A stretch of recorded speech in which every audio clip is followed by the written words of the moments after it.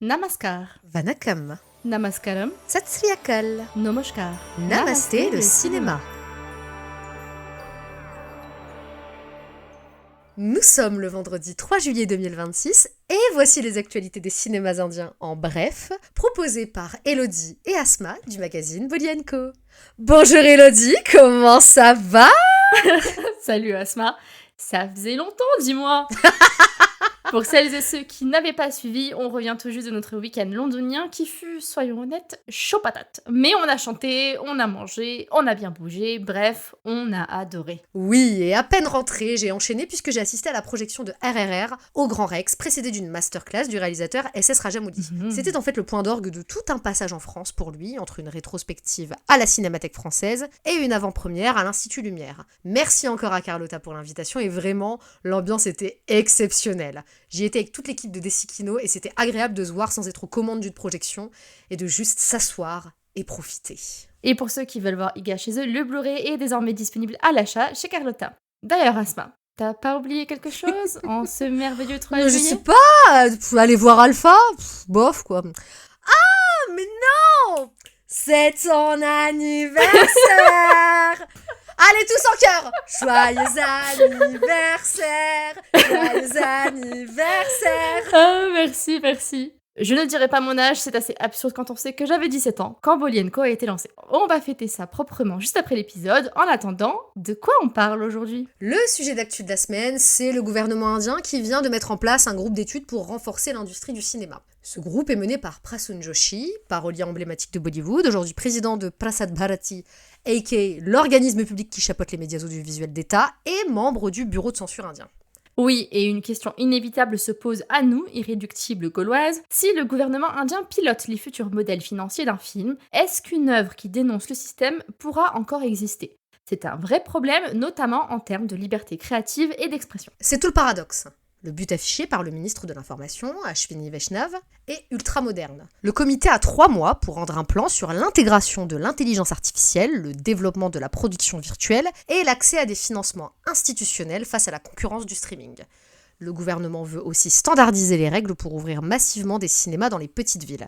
Bref, muscler le soft power indien. Sur le papier, ça a l'air pas mal. Mais dans la pratique, centraliser les nouveaux leviers de financement sous la tutelle d'un comité public, c'est donner les clés du portefeuille à l'État. Ouais. Si on compare au système français, où le CNC, les régions et les chaînes de télé diversifient les sources pour garantir l'indépendance, le modèle vers lequel tend l'Inde risque de créer une dépendance directe envers le pouvoir. Or, si le gouvernement verrouille les conditions d'accès à ces financements, il s'octroie un droit de regard évident sur le contenu. Et c'est encore plus dur pour les films indépendants, parce que s'ils ne rentrent pas dans le moule, s'ils ne servent pas le récit national ou le système, ils n'auront jamais accès à ces fonds publics. Et c'est ça qui commence à faire le buzz. Par exemple, l'acteur Manoj Bajpayee a lui-même récemment poussé un coup de gueule sur le sujet lors de la sortie de son film indépendant Governor en juin dernier. Oui, et contrairement à ce que l'on peut croire, il n'a pas demandé d'argent au gouvernement, il a réclamé une loi contre le monopole des blockbusters. Il a dénoncé le fait que les gros budgets intimident les distributeurs pour s'emparer de la quasi-totalité des écrans. Ouais. Pour lui, la vraie mission de l'État devrait être de garantir un terrain de jeu équitable en imposant un quota minimum d'écrans pour les petits films, comme cela se fait déjà pour le cinéma régional dans l'État du Maharashtra. Donc oui, une vigilance semble nécessaire. En se focalisant sur la tech, l'IA et les superproductions exportables, ce nouveau groupe d'études pourrait passer à côté du vrai problème. Le risque, ce n'est pas seulement que le gouvernement censure explicitement, c'est qu'il asphyxie l'audace et la diversité au profit d'une industrie de divertissement calibrée, standardisée et bien obéissante. Elodie, je vois que tu trépignes d'impatience à l'idée de nous partager ton projet à venir. Oui, car je vais encore parler d'Avarapan 2 avec nul autre que mon chouchou de toujours, Imran Hashmi. On en avait parlé déjà dans l'épisode 91 de notre podcast, mais avec la sortie du teaser, dévoilé le 29 juin, très exactement le jour du 19e anniversaire de la sortie du premier film, le projet se précise nettement. Oui, c'est le retour de Loji Emran, roi du drame romantique intense des années 2000.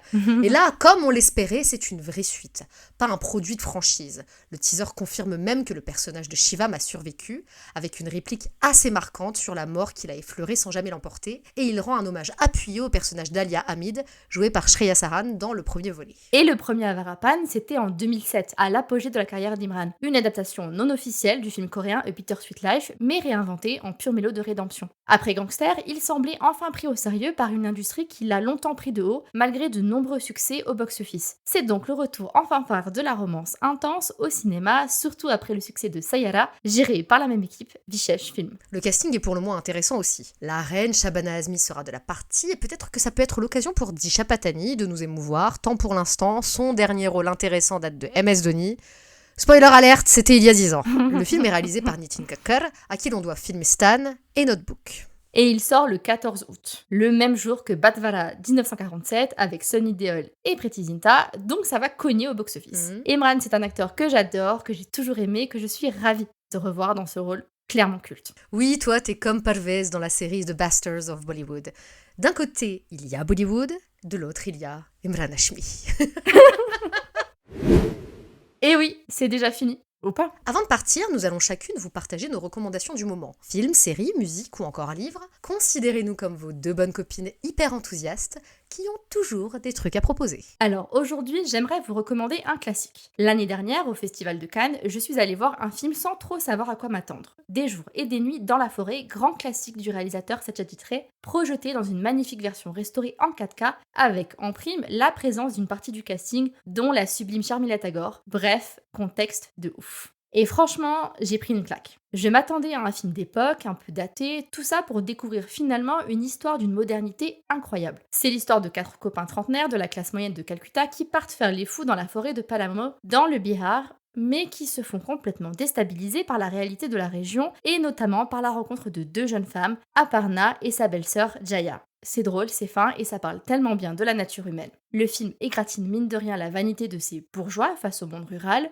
les différences de caste de la société indienne traditionnelle comme les rapports de force entre hommes et femmes s'y expriment à travers des joutes verbales d'une grande finesse. Et Satyajit Ray le fait avec une ironie et une subtilité folle, sans jamais juger ses personnages. Ce qui rend cette restauration encore plus belle, c'est son origine. C'est Wes Anderson lui-même qui en a lancé le projet il y a quelques années, tant l'œuvre de Satyajit Ray a nourri sa propre esthétique. Cette fameuse symétrie de composition qu'on lui connaît doit beaucoup à la manière dont Satyajit Ray cadrait et storyboardait chaque scène. D'ailleurs, si vous voulez en savoir plus sur ce réalisateur, allez lire le super article d'Asma titré Satyajit Ray ou comment un seul homme incarna tout le cinéma indien aux yeux de l'Occident. Elle explique très bien pourquoi c'est un cinéaste incontournable et l'empreinte qu'il a laissée derrière lui. Donc pourquoi je vous en parle maintenant ? Le film va bénéficier d'une ressortie le 19 août prochain, alors ne passez pas à côté, c'est une vraie pépite. Ma recommandation de la semaine, c'est Veer Zara. À l'heure où le cinéma grandiloquent et masculin de Rajamouli fait son tour de France avec les sorties successives d'IGA et de RRR, je veux parler de Veer Zara qui, il y a 20 ans, était projeté au Grand Rex dans le cadre de la Bollywood Week à l'occasion de sa sortie officielle en France. À l'époque, Shah Rukh Khan, Preity Zinta, Rani Mukherjee et Feuillage Chopra étaient présents. Il n'y a jamais eu autant de monde au Grand Rex que pour cette avant-première-là. Exactement. En vrai, c'est toujours une excellente recommandation pour voir un cinéma romantique indien ambitieux et visuellement époustouflant, et qui en plus n'est ni problématique ni discriminant. Petite anecdote qui rend le film encore plus touchant, pour la musique, Yash Chopra est allé chercher des compositions inédites de Madan Mohan, disparu près de 30 ans plus tôt, et les a fait interpréter par sa complice de toujours, Lata Mangeshkar, une vraie résurrection musicale. Veer Zara est en plus un récit éminemment politique et porte un message fort sur les liens entre l'Inde et le Pakistan. Donc oui, si vous voulez du romantisme, de l'ambition, du visuel et un message politique, ce film est parfait, et c'est disponible sur Netflix.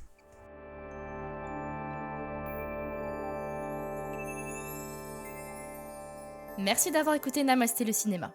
On espère que cet épisode vous a plu. Si vous aimez notre podcast, c'est le moment de vous abonner, de partager, de commenter, de liker ou encore de donner une petite note sur votre plateforme d'écoute favorite. Vous pouvez par ailleurs retrouver la version retranscrite de cet épisode sur www.bolienco.fr. Et si vous n'êtes toujours pas lassé d'entendre nos voix, nos fous rires et nos coups de gueule, alors rendez-vous vendredi prochain dans Namasté le cinéma.